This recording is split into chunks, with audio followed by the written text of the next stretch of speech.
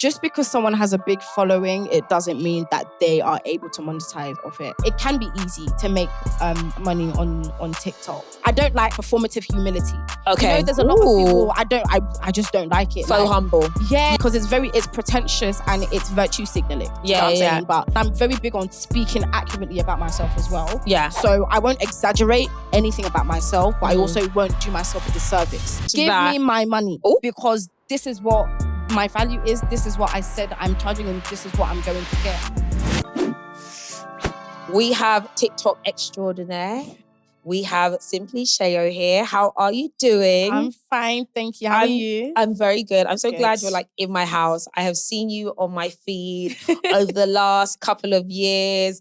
It's the coat, it's the Beethoven, just like killing it. Could you so just much. do an intro to yourself for anyone who doesn't know who you are? Okay, so I am Sayo Talabi, but my social media handles and my performance name is Simply Sayo.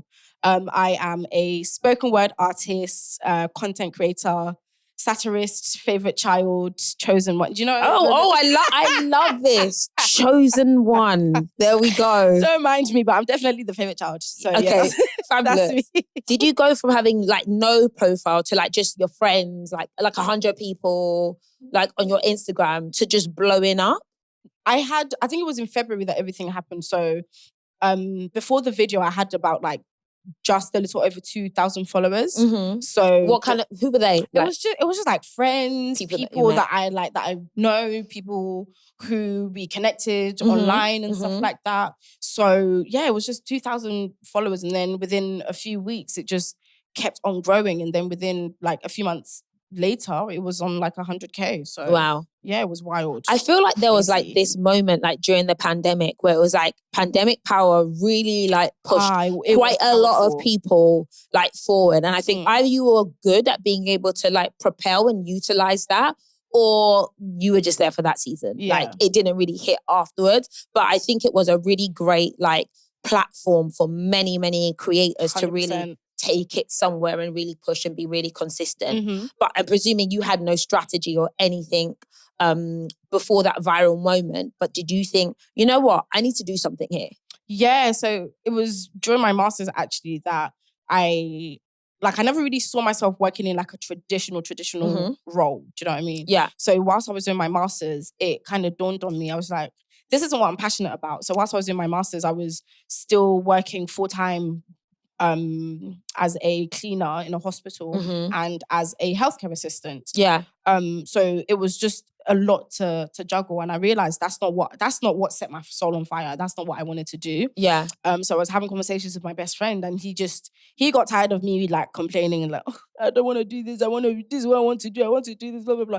He said, look, just shut up your mouth and go and do what you need to do. Wow. Yeah. Do you know what I'm saying? He literally gave me that kind of like tough love, and it was like, I don't want to hear it anymore. You know what you need to do. Stop working so much. Because especially as creatives, I think when you're not doing what you want to do, you're not working on your craft full time, because obviously it may not be paying at the time. You have to obviously make money in another way. So you're working, right? Yeah. And then that takes time away from what it is you want to do to get. So, but yeah, no, it was something that I was thinking about doing for a while. And then I just kind of did it. My friend pushed me, and then I started off as a content strategist, freelance. Yeah. I had a couple of clients, and then I just thought, you know what? I was watching content by people whose content I loved. And then I was also seeing content and I was just thinking like, I can do this. Yeah, you know what I'm saying? Yeah. I can do this. So, and then I could just kind of did it, you know? So I want to take it back to like the creative, because actually I didn't realize you class yourself as a poet. Yeah. Right? And I think that a lot of people aren't aware of like poetry as an industry. Like, what is a poet? Like, how can a poet monetize, build a career? Like, where's the famous poets? Like, let's be real. Like, besides, is it Shakespeare? Is it not Shakespeare? Shakespeare and in Flanders Field the poppies grow. That's the only poem I actually know, right? And I think that there are a lot of people who know that they're creators and they're like, but there's no label really for their creative. Yeah. So maybe some, like right now there are people who are digital artists or who they make graphics or something like that, right? And how do they monetize that? How do they believe that they can do something in that industry, especially when there isn't a framework for it? Did you feel like scared because there wasn't necessarily a framework for being a poet, and also there isn't necessarily like a I don't want to say respect in terms of like, say actors, you know, I'm an actor, I'm a theatre actor, I'm a this, I'm a that, right? But there was nothing there. Well, how did you navigate that? I think I have this expression which I live by. My world revolves around me. Well, so for love me, that level of love. Like, my world revolves around me. What I say I want to do is what I'm going to do. Do you know what I'm saying? Like, yeah. And it's not even, there's the whole trend of, be delusional.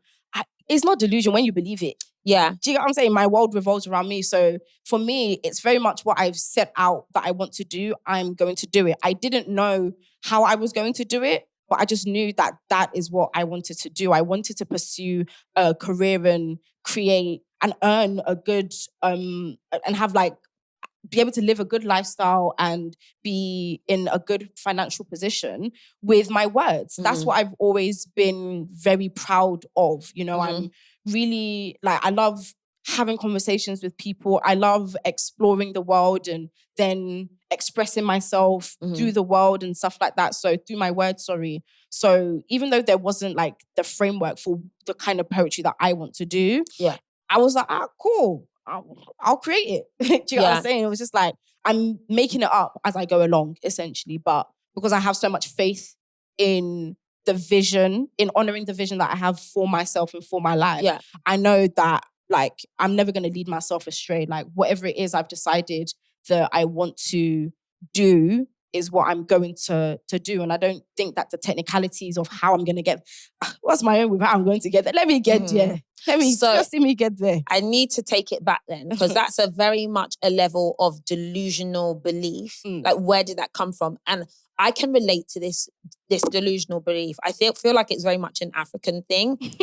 How it's going to happen, I don't know, but it's going to happen. It will happen. That is a very much a thing I got instilled into from my parents. And I saw literally magic happen that shouldn't happen for certain people. Where did you get that belief that my world revolves around me? Where do you get that confidence? I think because it's true. And when I say my world revolves around me, it's true. It's true. That's it's unrelenting self-belief.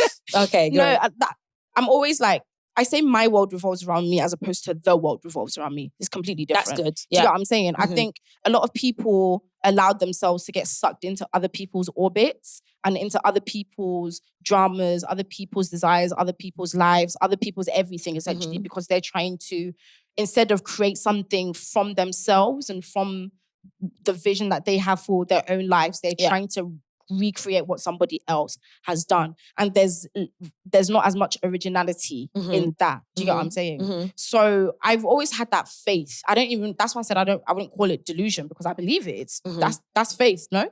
Do you get it? So so does that come from a religious belief or upbringing or something that made you did you not have any knockbacks as a child? Yeah, of course I had knockbacks. But I think because of the environment that I grew up in, I grew up with siblings. I grew up with my parents who instilled a very much what I say is what I mean. So for me, it's if I say I'm going to do something, I'm going to do it. I have to do it. Yeah. So I grew up just feeling loved, I guess.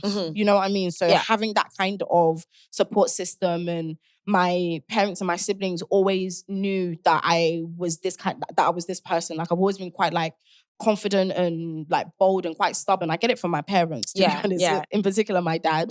But I think also just because I haven't been, I'm very stubborn.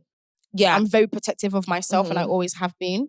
So I'm not gonna let anyone take me for idiot, basically. When you say protective of yourself, do you feel like there was times where you had to be, because I read that obviously you came over when you were younger. You ended up in Luton. Yeah. Which doesn't really have much of a claim to fame. Oh, please. I know that's the same place that Andrew Tate is from as well. I don't know what's in the water over there, but I'm presuming it must have been chlorine.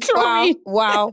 I'm presuming it could have been a little bit difficult, maybe growing up there, because it's not the most diverse place in the world. Yeah, I don't think.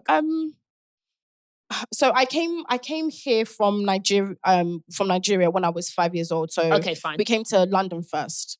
And then we moved from London, from Enfield, Edmonton Green to Luton, maybe like within the year of my siblings and I coming over to meet my dad here. And then we've been living in Luton ever since. So for me, because I had my family with me, because there's quite a lot of us, I think last time I counted, how many? I don't even know how many people are in my immediate family. Like whenever people ask, I'm having to bring out my fingers and count like this. Is it in the tens or in the hundreds? I don't even know anymore. But because I had that family unit with me, I was always seeing people who literally looked like me. My brother stole my face. Do you know what I'm saying? Like, I'm always surrounded by that kind of familiarity, etc. And even on TV, growing up watching things like Little Miss Jocelyn, and T-Boy, etc. It's just like I was always in those kind of environments where my own self-image was always being reflected back to me. And also culture as well. Like my parents brought the culture with them with us when we came here. So for me, it's just always been quite easy to like face myself, which I think sometimes people struggle to do, but I've not really struggled with that kind of self-image because of those reasons, to be honest. Well, that's probably added to your level of confidence. Like if you've had less, like I say, like trauma scars, you're probably going to be more able to move forward unapologetically, know yourself and not have those moments that maybe sometimes impact self-esteem in someone's ability to move forward. 100%. And that's not me saying that I haven't had like experiences of people like doubting me, people belittling me and like making me feel some type of way, and racism and stuff like that.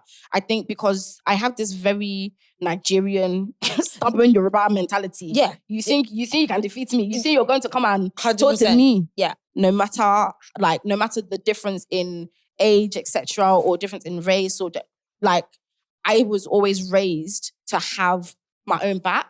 Yeah. Do you know what I'm saying? Like, don't let anyone talk to you anyhow. Do you get? So even when I was faced with situations of bullying, etc., I knew that I could handle my own, essentially. Yeah. So I don't let people disrespect me. 100% relate to this, right? Yeah. And I can feel you like this, the way you're dismissing it, like problems have come. Please. Like I feel like there's a lot of people that problems have come, but it's almost like it's like water for ducks back. Like it almost doesn't get absorbed, right? Yeah. It doesn't get absorbed. Where there are people who they stay in that like, oh, this happened, this happened. Why me? Why always me kind of mentality. Like should be belittled, but I think that there's a lot of power in being able to overcome problem and not even let it register. It didn't really register. It didn't really enter me. You didn't really allow it to be something that stopped you from doing what you wanted to do. And I think that's also a superpower in a lot of people. If you have that power to be like, I'm going to move on and do what I need to do. That's 100%. Really powerful. So you went to university then. You went to Brunel. Shout out to that university. The man there. You knew you wanted to pursue a creative career, correct? Yeah. But you still went down the uni route. Why is that? I think one because I wanted to. Two, because it also felt like it was my second option. That was like my security blanket. Yeah. Having like a degree, etc. Like it was never something that I was gonna now be like, oh yes, I need my degree to get into. Like that's my focus. That was never really? No, I went to uni just to have that was the backup. That was just kind of that was my backup. Yeah. I knew that as much as I love academia, I love learning and like words and things like that, hence why I studied journalism for my undergrad, it wasn't what set my soul on fire. And I knew through uni I'd be able to make more connections and meet a lot of people, which has been one of the reasons why I am in the position that I'm here now. All of the steps that I took and all the roads that I turned, etc., during those years have essentially led me to where I am here. So yeah, no, I knew that journalism and that kind of traditional route wasn't what I was going to do, because within me, but it's something I wouldn't have minded. Okay. Do you get what I'm saying? Yeah. It's like, okay, if the creative pursuit falls short, then I don't mind being like a journalist or doing this and doing that. Do you get what I'm saying? But yeah, no, I did that for my undergrad, and then my master's I did what did I do again? So you went on to do a master's as well, even though you knew that this wasn't really the path you were going to actually go down. Yeah. Why is that? Because master's is expensive as well. Master's is expensive as well, yeah. But for me, I'm always going to like develop myself. Okay. So I've always valued being curious, pursuing my curiosity, and education as well. Obviously, the educational system in the UK, etc., is some type of way. But for me, I've just always been committed to feeding my curiosity, and I wanted to have that kind of established academic background as well, simply because I want to be able to use it to get into some spaces that possibly my creative career may not allow me or validate me in being. Do you get what I'm saying? Because I don't want to be that kind of like creative person who is in spaces just because they make it as a creative, or like, do you get what I'm saying? I don't want anything to undermine my intelligence. I don't want anything to undermine my value and what I can contribute to society. Why is that? Why do you have this thought that there could be some kind of undermining? Because when I'm a Black woman, I'm not to start listing, oh, I'm a victim. None of that, right? Because some people like to do things, but it's just the reality of my existence and my lived experience. I understand I understand how society would like to position me and place me. And so I think that's what makes the fact that I'm in the career and I'm on the career path that I'm on as a poet. Like we were saying earlier, like you don't really know of many people making it big in poetry, especially in this modern and contemporary age. Do you know what I'm saying? When you think of poetry, you're thinking of Shakespeare and Where Art Thou and stuff like that. But I think just because I had that much belief in myself, and I always knew that what I had to contribute to the culture, to societies, etc., has been something of value. And fortunately, that has been reflected in my ability to grow a community online in such a short space of time. But you still definitely invested in some of the more traditional ways. Yeah, 100%. And I think sometimes people ask the question on whether or not university is worth it or not. And like, it's very easy for people to look at people like yourself, others online, and be like, forget university. But actually, there's a lot of people who've gone down that route first as a backup plan. But also I think from your side is an aspect of validation because of how you want to be perceived in the world. Like you don't want people to like, she's just a creative. Is there an aspect of that? You want to be like, I'm actually smart as well. There's not an aspect of that because even in my creative work, my intelligence, it shows through. I love words. I love communicating. I love all the different ways of expressing myself. So when I'm writing, I feel like that's when I'm challenging my own understanding of myself, because I'm like the fact that I've now decided that I'm going to make my words the main thing that essentially like pays the bills, etc. That's quite a ballsy thing. Do you get what I'm saying? It's quite a ballsy thing because it's not easy to grow a community right now online, etc., even offline, when what you're pushing forward is poetry. Do you get what I'm saying? Like it's not something that is traditional usually. It's not something that you usually see people doing nowadays. So for me, it was more so just for my own self-validation. Do you get, like, obviously I do the, I have my creative career, but I also want to be able to have that pivot into like an academic route if I wanted as well. So it's less to do with what other people how they perceive me. It's always about like my self-perception. It's also a protective mechanism as well. 100%. And I do think that there's a case of like, say, like with women, with immigrant women as well, we need to have like options, because you just don't know what's going to happen with one path. And I think even culturally as well, you can probably relate to this as well. Just have like, being of a Nigerian background, especially Yoruba people, there's a very big emphasis on education. Yeah, culturally. 100%. Yeah. So I think another part of the reasons why I pursued academia is because I want to have that ticked off. Do you know what I'm saying? And I think like, there's an effort. I was trying to get to that. Basically, there's of course, for everyone 100%. Else, like the degree is had, even masters is had on top of that. Yeah, right. It's a lot. So, but for me, it's something that I didn't resent. It's something that I enjoy. Like I said before, I enjoy learning and just experiencing the world through that kind of academic lens.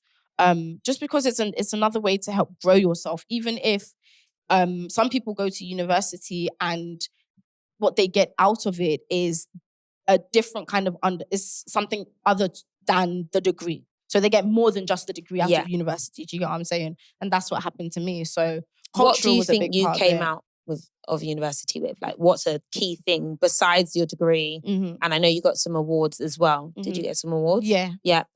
Besides those things, what do you think's a key takeaway if someone else is a creative? They're deliberating whether or not it's worthwhile to them to go to invest in higher education. Do you is there anything else they can get out of it? What I got out of university was the connections that I made. A lot of the people who I met at university were so instrumental in where I am today.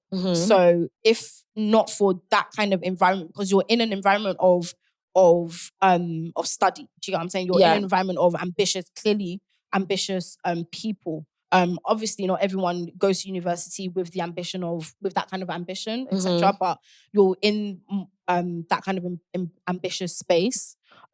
So that was the main thing that I got out of it, because the people who I met, I work with now. They're the people who helped connect me to this person, who helped me connect to that person. Yeah. Of course, I did my undergrad in 2018, etc.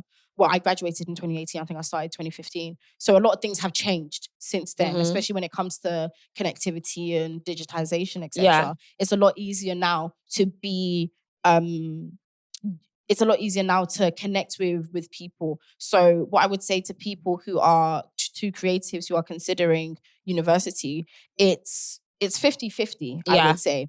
If you want to do it, if you feel like it brings you a bit more comfort and safety, go ahead and do it. It's not going to be a waste at the end of the day. Yeah. But I mean, the expenses and everything right now, I don't think I would not do it again. So I've got a controversial opinion, and I actually no longer think university is worth it. If it's for the power of learning, you can learn literally everything on YouTube. And if it's the power of networking, actually, we've got social media to do that. Yeah. So unless you're getting like a vocational degree or something like that, I'm not sure if I would actually encourage my girls to go or put them under pressure to go now. But there's something good about it in a way, but for the price, I don't know anymore. I really don't know anymore, especially because of the access to information these days. It's just free. It's just everywhere, and Chat GTP and AI is taking 100%, over.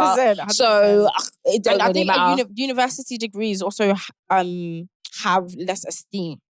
They less value than they do. So another one of the reasons why I did a master's was because just the undergrad degree isn't enough. Who doesn't have undergrad? Wow. It's really? true. So, that was one of the reasons why as well. Is that the levels that we're at now? So you need undergrad, master's and PhD.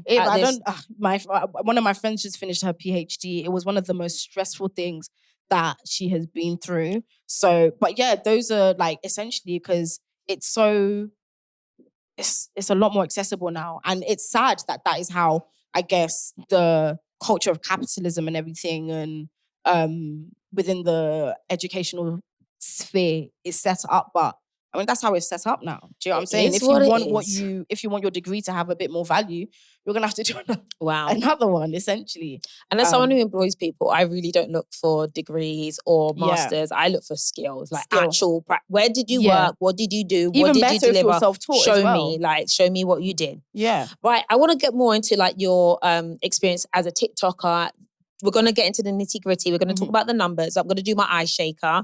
These are questions that I have just to ask you, just to shake it up a little bit. Make you a little nervous. Yeah. The first question is, how is soft life treating you? Always treat me amazing. Can you not see how glowy I look? Glowy. Can you not see how succulent I look? Lovely. How I look? You know, you look succulent and supple. Thank you. You know? I feel like my life isn't that soft though. And also, like, I feel like you're a workaholic. I love working. Yeah. I love it. It's very Nigerian of you. Love it. That's my soft life. Seeing the money rolling into the bank. That's soft. It's a very good cushion of money. Very cushy. Yeah, there we go. But what is the definition of soft life? For me, soft life is more so about just being able to look after yourself. Mm-hmm. So whatever that looks like to each individual person, that's what it looks like for each person. Mm-hmm. I think there's this association of softness and soft life with luxury, which for me, that's not necessarily true. You don't need to have luxurious things. You don't need to go and be buying designer and this and that just to that sounds like the debt aesthetic. life. Do you get what I'm saying? Like, yeah. And I think it's also quite oxymoronic as well if you're saying that soft life and you're equating it to luxury and stuff like that, where you're having and people feel like they have to keep up the pretense and facade.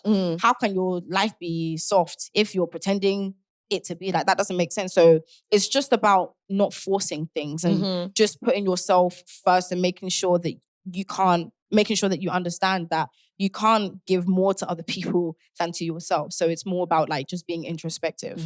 I know you've got a soft life poem. Could you recite just a little bit for me, please? Soft life. See how you got softened my voice for you? Cute. I like that. I love it. Can we play a track underneath this? Oh, yeah, let's do it. Soft life.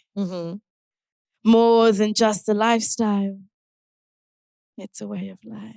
Ooh. I will not partake in struggle. I have opted out of strike. I am taking everything in my stride, for I cannot come and die there.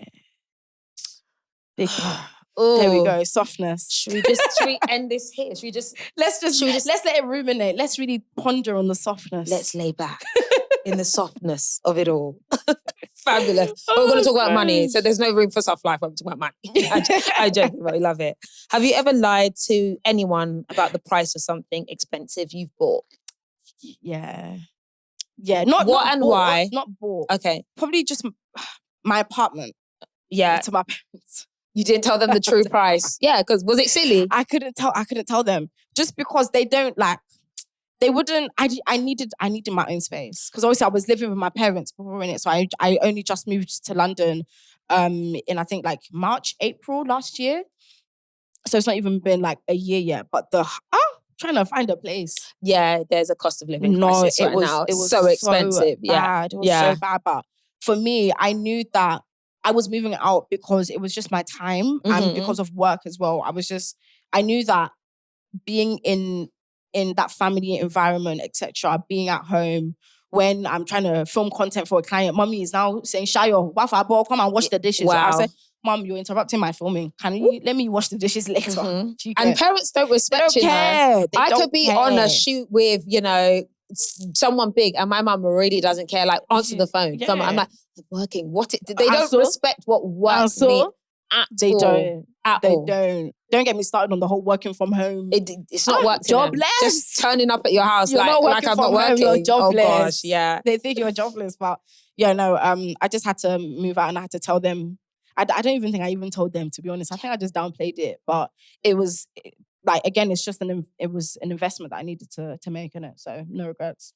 And then what is the tea on who's actually making money on TikTok? Because I don't know much about it. I've done a few TikTok deals. I've done a few now. But I really don't know about the world of monetization on TikTok. So answer that as an eye shaker. But let's get into that. Okay, so on TikTok and just on like Instagram, these platforms, etc. Just because someone has a big following, it doesn't mean that they are able to monetize off it. Correct. Like, I have seen people, especially when people can just be buying followers as well. Do you get what I'm saying? Even on TikTok? Yeah, people can buy followers. Really? People can buy followers. Wow. Yeah.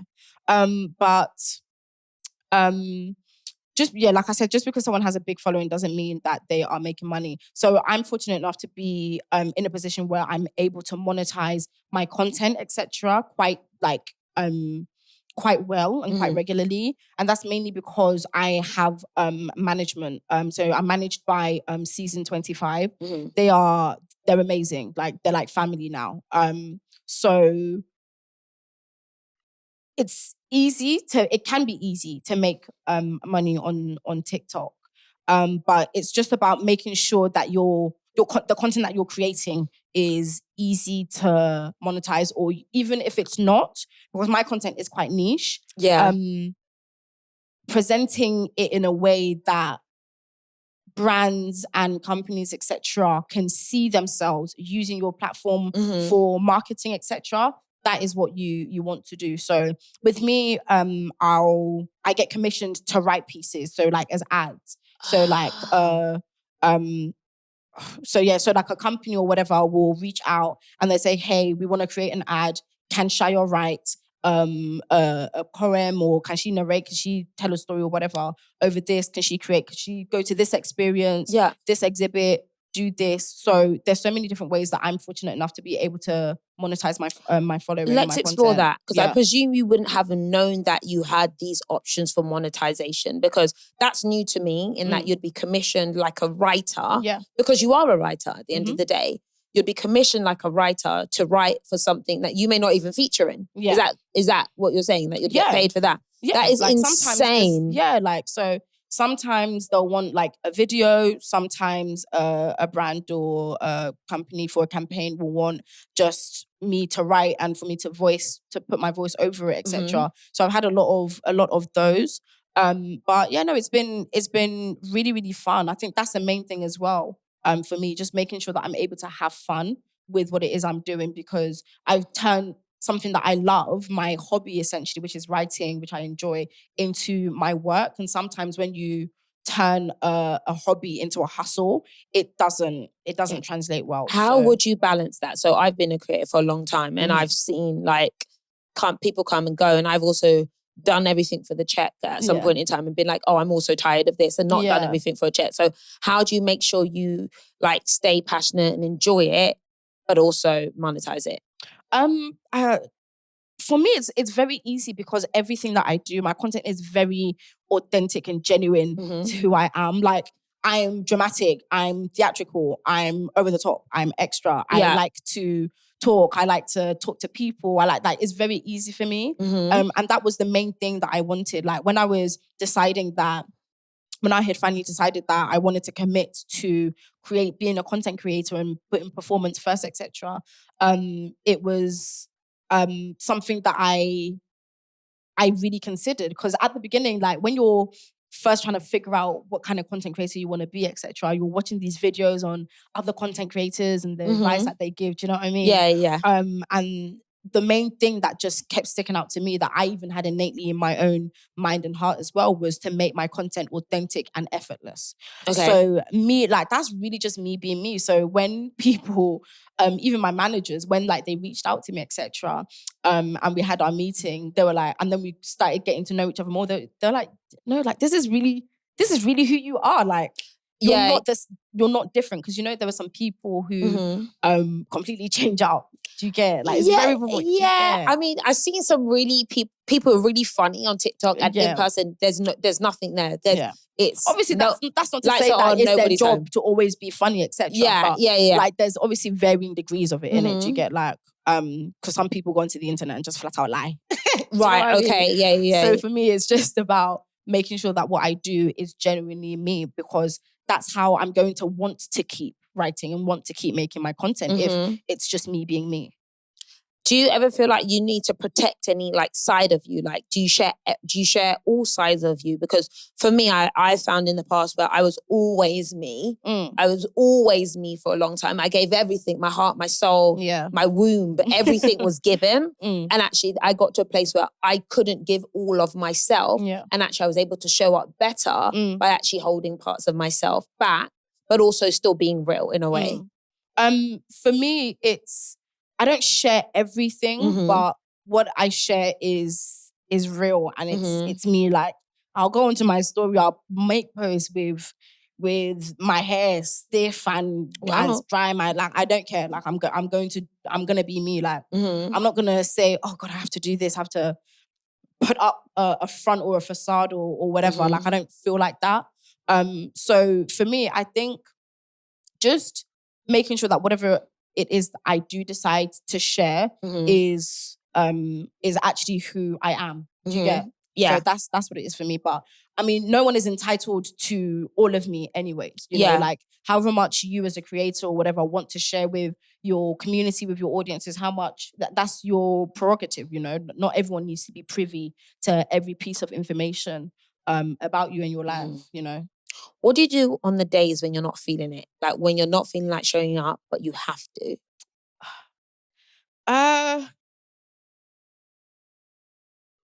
Because that doesn't usually happen to me, unfortunately. Okay. Do you know what I mean? So that's why I'm struggling to answer it, because I love my life. Do you know what I'm saying? So from everything that I do, it comes from, like, I'm just happy. Like, I'm just usually very happy. Usually, like, I love what I do in it. So whenever I don't feel like showing, well, sometimes obviously when I don't feel like showing it up, I usually just kind of like warm to it. I show up and I do my best. Right. That's what I do. I just do my best and just remind myself that it's temporary, it's short-lived, and like soon, like I'll be feeling myself again. But I also just allow myself as well to not be okay sometimes, because it can be easy to feel like you need to always be yourself all of the time. But when you're not feeling yourself, that's also a part of you as well, you know. So sometimes whenever I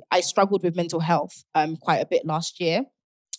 So I had this persona, this personality. Whenever I was having like a bad mental health episode, etc., I would call that person Shadow Sayo. That's kind of like, that's the darker side of me. That's the me that doesn't want to get out of bed. That's the me that's like crying and just feeling like, just not feeling myself.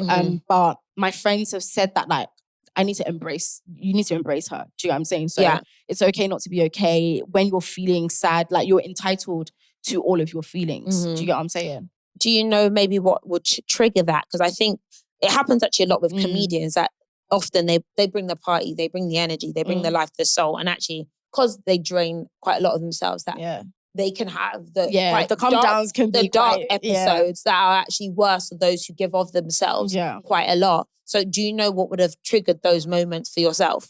Yeah, for me, it happens when I'm stressed. And that's how I knew I was destined for a soft life. Because I'm not myself when do you get what I'm saying? So whenever like I'm stressed, whenever I'm feeling like really, really anxious, that's when my body literally forces me to stop. Yeah. Because I literally can't do anything. Do you know what I'm saying? Like, and you know, when you're in that state, mentally, physically, everything else reflects that. Do you know what I'm saying? Yeah. So when that happens, like I said before, I just let myself feel it. And obviously I don't wallow in self-pity or anything, but I'm very forgiving of myself. You know, I forgive myself for letting my personal care go down the drain sometimes when I'm in those mental health episodes. I forgive myself for not maintaining and looking after myself the way I deserve to look after myself. So yeah. Makes sense. Just going to go straight into it, because we like to talk about money over here. But what would you say has been your biggest TikTok check? 20K for 18, 20 or something K. When you got that, what did you think and feel? I say, damn right. I say, yeah. You're like, about time? Yeah, like, yeah. No, it was very much, I don't know, with me, as I really struggle I don't like performative humility. Okay. You know, there's a lot of people, I just don't like it. Faux humble. Yeah, like, not faux humble. So that like fake humility, because it's pretentious and it's virtue signaling. Do you know what I'm saying? But for me, when people do things like that, and I'm very big on speaking accurately about myself as well. Yeah. So I won't exaggerate anything about myself, but I also won't do myself a disservice. And I feel like a lot of creatives tend to do that. Yeah. And in doing that, because they want people to perceive them as being this super down to earth, really wholesome person. Like, I'm so like chill. Like, don't care about capitalism or anything. Fuck capitalism. Yeah. Done with that. It's like, so much give that. me my money because this is what my value is. This is what I said I'm charging and this is what I'm going to get. Yeah. Obviously there's wiggle room and stuff like that. But I think some creatives shoot themselves in the foot by being too humble. Not me kissing the mic and that. It's fine. It's part of the process. Sweet tea. But I feel like some creatives shoot themselves in the foot by downplaying the quality of their work.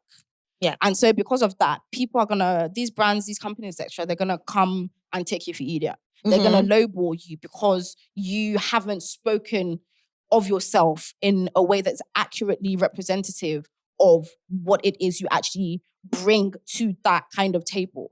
So for me, it's like, okay, cool. Like, I'm always going to accept and feel deserving of everything that comes to me. Yeah, you know what I'm saying? I don't want 100%. to, you know, that a lot of people develop complexes when they've like imposter syndrome and stuff like that because they don't allow themselves to feel like they deserve what it is that is coming to them as a result of what they have done and achieved and stuff like that. There could be those that argue that like 20 grand for like 10 seconds is like, oh, that's insane. Yeah. But again, I've been a creator for a long time. So I've seen the checks that have come that a lot of people would judge and be like, why is someone getting paid that for just something so trivial? Was there an aspect of you like, whoa, like I can't believe that this is what's going on in my space? And like, how do I make more of this? There was a part of me at the beginning. I remember when I first got like my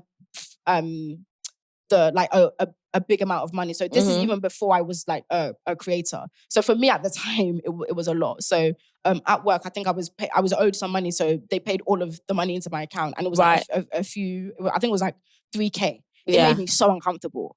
Oh my God, it made me so uncomfortable. And that was from work you've done? It made me so uncomfortable. And then I told my brother, and then he was like, give it to me then. He said, come on. He said, give it to me then he said, and then I said, and then we had that kind of like, I had that realization. I was like, why would I feel uncomfortable with money that I worked for? For a value that somebody has placed on my work. Of course, I feel like when people make the argument that, oh, like that's a lot to be getting paid, of course, I'm not diminishing the fact that it's a lot to be getting paid. Yeah. But that's because of different industries have invest money in different ways, essentially, I guess. Yeah. So when it comes to marketing is influence. It's capitalism. Capitalism will invest in capitalism. Let's know. Do you get? Capitalism begats capitalism. Yeah. Do you get? So like, it's essentially for me, I just understand like, it's like football. Football is a huge industry. Yeah. People obviously argue that footballers are getting paid too much, etc. But when you look at everything contextually with how much money football brings into economies, brings into countries, how much influence these footballers have, and companies. People. So a company should make a lot of all of the money from this person's achievements, from their skill, from the fact that they're putting their bodies physically at risk because they're hurting themselves, etc. I just don't feel like it's a conversation that needs to be had in that kind of way. Yeah. So for me, I don't feel guilty. I feel blessed. I feel lucky. I'm happy about it. And I'm always like, I always love when creatives are being paid. I'm not a hater when it comes to like, oh yeah, this person, oh, why would you pay that much? Why would you pay? A hater. Like, it's like, at the end of the money wasn't going to go to you. It wasn't going to go to you. So for me, it's like, just be happy for people who are doing well and see it as you can do it as well. Do you get what I'm saying? You can do it as well with how much time you have to invest in yourself. Yeah, I 100% agree, because obviously I've been in this industry for quite a long time. And I was reading about how much you've made in total. And the figure is a beautiful, fabulous figure. But the line underneath said, not comfortable talking about the exact figure because of relatives.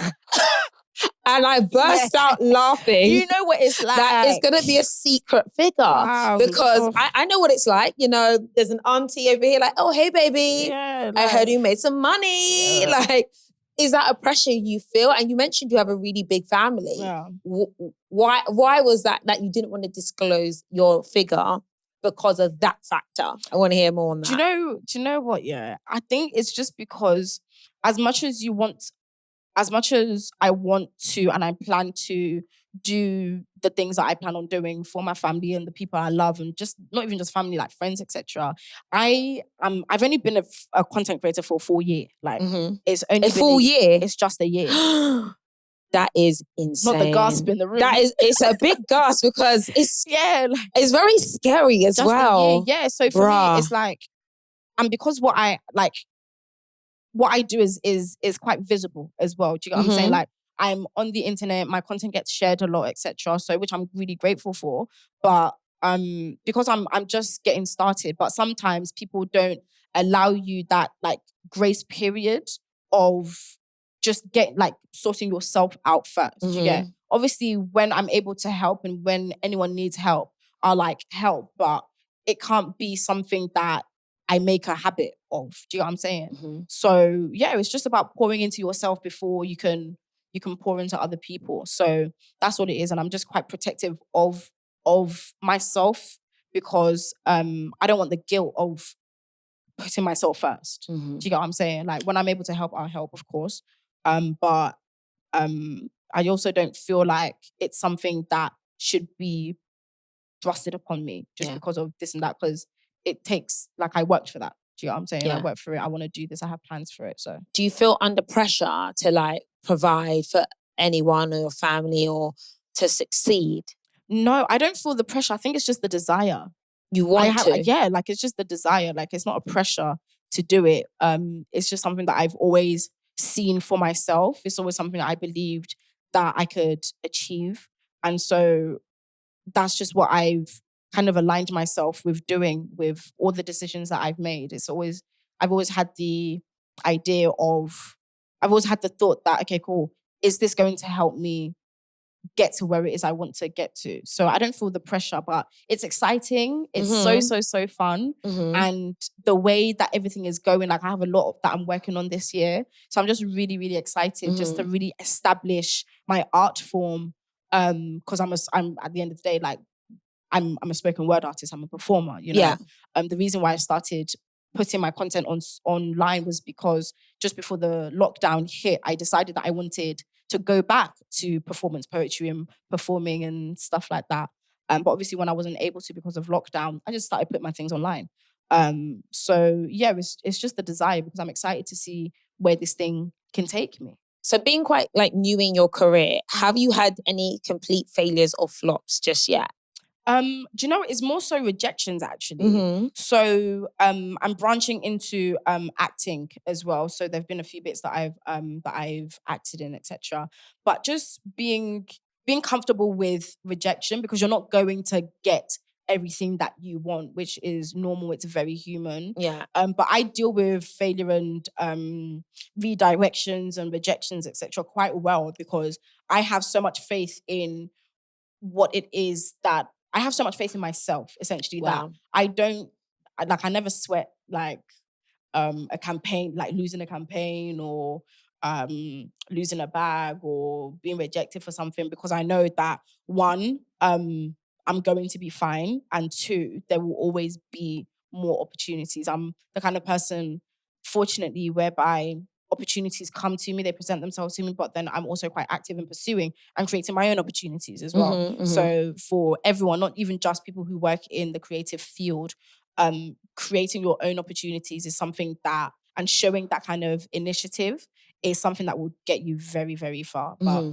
failure is normal. Failure is something that you should embrace and learn from. Yeah. You know, like you're not omnipotent. Like you're not, you know, such a sexy To word, be innit? fair, failure is like my favorite thing. I actually enjoy failing. And one of my favorite statements is actually fail fast. Like I do stuff really quickly just to test it. Like, and if it flops, great. Because that was a lesson. It's a feedback loop. That was great. You know? Okay, now I know what to do next and what not to do. Exactly. I think people run away from failure because it makes them look bad, or people are gonna judge them, or their 100%. ego's hurt. But your ego needs to be removed for you 100%. actually to be successful in life and to grow and to learn. So I don't think you've had a lot of failures though. I think right now, like 23, how old are you now? 26? 26, yeah. It's cute. Like, it's cute. Like, graduated just before the pandemic. Yeah. Girl. Like, I'm not gonna... Life's gonna happen. No, I'm loving it, honestly. Like, that's why I'm just so happy all the time. Do you know what I mean? Like, how can I lose when I'm already chose? Like, do you know what I mean? So I'm laughing because I'm like, stuff can still happen. 1 year old girl when 5 is here. Like that's what I'm saying. So for me, it's like obviously I know like I'm new to it, etc. But it's gonna like I'm just enjoying it. I'm really like curious to see where it takes me and how my career is going to evolve, you know, because I think with a lot of creators as well, just people in general, like we're multifaceted. And so I don't believe in limiting myself to just one thing, you know, like I'm going to try out different things. I'm going to explore my range and explore myself and just grow and invest and develop myself. But yeah, now like I'm ready for the failures, the setbacks, the comebacks, and all the other things. That makes a lot of sense, and I love that for you. So obviously you're one of like the OGs, the OG YouTube girlies. You were the blueprint for so many young women, especially like young Black women as well, young Black girls. So in the span of your career, what would you say is something that you have, something that you are happy you learnt earlier on? Happy that I learned. Yeah. You said you like to fail fast, Abby. Well, yeah, fail fast is like my biggest thing. But I think it's also modeling from the people who are doing something good. Yeah. Because I was putting a lot of effort in, but the effort was going in the wrong direction. That wasn't like actually going to breed long-term growth and success. And I had to pivot based on like just one glimmer of something that was shared with me. Yeah. And that changed my whole trajectory. So like... Do you remember what that was? Yeah, I literally just talked about it in the kitchen, but it was another creator like sharing with me their situation in terms of their career, their earnings, their whatever. And I thought I was cute. I thought I'm doing so well. Yeah. Until this lovely individual shared with me their numbers. And I was like, oh, you're in the pits. Yeah. And within 6 months to a year, I matched what I heard. So like, I think I had to just learn from what others are doing, observing. I learned what she was doing. I just did the same in my way. In my way. I think there's a thing about like often the path to success is actually already before us. People are already showing you the ways. So like just follow that with your own little twist. With discernment as well. And understand that like that works for you. It aligns with you. What's right with you. Like you don't have to recreate the wheel every single time. Yeah, 100%. That's my opinion. Perfect. No worries. Thank you. We have some quick fire questions about money and just your values in general. Perfect. Tell me something you spend way too much money on. Myself. It's not a bad thing though. It's not a bad thing. Come on now. Not a bad thing. Best investment? My apartment. Fabulous. Worst investment? When I was 22, I was approved for a mortgage. But a week before I was supposed to move into my house, everything fell through. So I lost like thousands of pounds. Yeah. So maybe that's the only Why thing did it fall through? So it was a chain sale. So it was based on the sale of my family house because my dad was going to loan me some money from the sale of that to buy my house. Wow. House with, so that I don't have to take out as much from the bank because they didn't consider my second job because I was self-employed, but I didn't have 2 years worth of accounts, even though I was earning more at that job. So that obviously affected how much I was going to be loaned to my dad. So the woman who was buying the family house pulled out a week before. So that, Yeah. That is amazing that you had the support of your family though to help you buy a house. Yeah. That is it was nice. Fabulous. What's the most valuable thing you've learned so far? Don't force it. Don't force it. That's with people, relationships and connections and stuff, collaborations and working with people, campaigns. There's a lot of, you have to say no a lot. Like, obviously some people, not everyone is able to say no to things that, you know, doesn't really align with them. Yeah. Obviously there's a luxury in that, there's a privilege in that, but learn to say no when something doesn't really align. This follows up nicely. Yeah. Biggest amount of money you've turned down or walked away from? 60K. Ooh, child. Why did you walk away from that? Because the contract didn't make any sense. I would have been at a loss. So yes, I hate contracts like that. Yeah.